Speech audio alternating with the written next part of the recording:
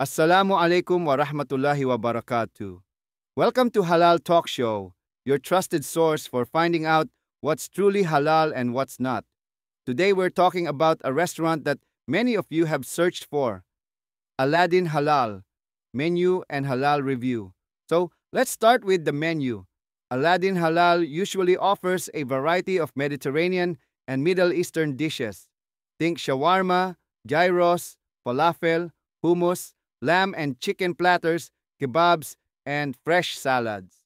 Many locations also serve American style items like burgers, fries, and sandwiches, but made with halal certified meat. The menu is designed to bring together both authentic halal flavors and popular fast food style options. Now, the most important question, is it really halal? Most Aladdin Halal restaurants are run by Muslim owners, and they openly advertise their food as halal. Customers have also confirmed that the meats come from halal suppliers. That's a strong indication that the food is genuinely halal.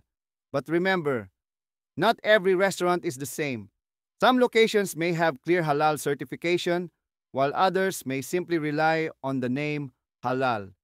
As Muslims, our responsibility is to double check. Ask the staff about their meat sources and look for certification if possible. This way, you protect yourself from any doubt. So, the verdict, yes, Aladdin Halal is generally halal, especially where Muslim ownership and certification are present. But always confirm at your local branch before eating. Now, I'd love to hear from you. Have you ever tried food from Aladdin Halal? What was your favorite dish? And did you find proof of halal certification? Share your experiences in the comments below so others can benefit.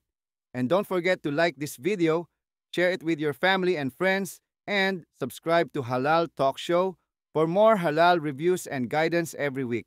Assalamu alaikum wa rahmatullah.